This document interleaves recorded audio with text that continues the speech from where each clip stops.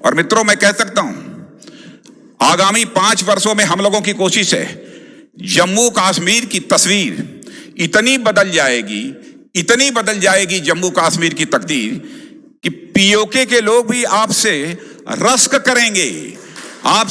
करेंगे पीओके के लोग भी कि काश हम भी इस वक्त भारत में होते तो हमारे दिन भी बदल जाते, या पीओके के लोग भी यह आपसे रश्क करते। आगे क्या होगा प्रतीक्षा कीजिए मेरे बहनों भाइयों।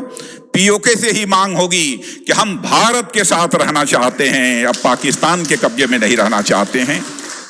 और मैं समझता हूं कि जिस दिन यह होगा हमारे संसद का भी यह संकल्प पूरा हो जाएगा।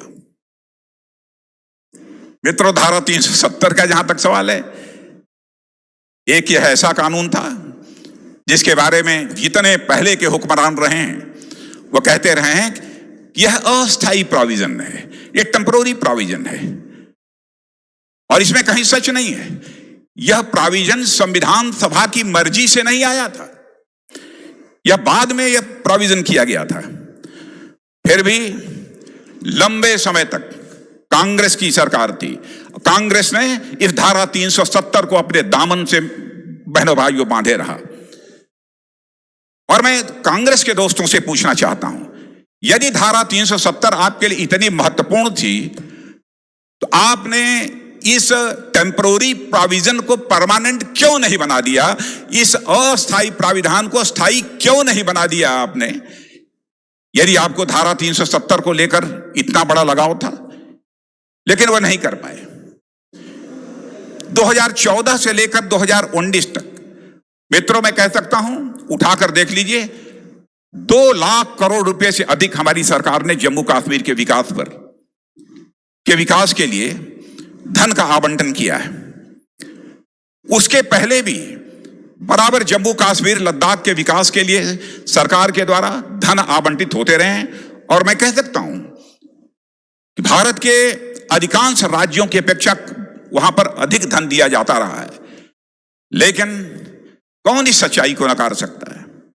भ्रष्टाचार का जम्मू कश्मीर में बोलबाला था। जो भी पैसा भेजा जाता था कहां चला जाता था यह आपको बतलाने की जरूरत नहीं है। और इस कारण बहुत सारे ऐसे नेता भी थे, अलगाववादी थे, देश विरोधी ताकतें थीं। भारत सरकार के द्वारा जो पैसे भेजे जाते थे, जो धनराशि दी जाती थी, उनके कारण उनके मजे रहते थे। और इसके बावजूद कभी कभी वह पाकिस्तान की भी वकालत करने में चूकते नहीं थे। और मैं विश्वास के साथ कह सकता हूं कि अब इस प्रोविजन के हट जाने के बाद अब उन लोगों की कमर पूरी तरह से टूट चुकी है। और मित्रों, आपने देखा कि कश्मीर में अब बड़ी संख्या में आतंकवादी मारे जा रहे हैं।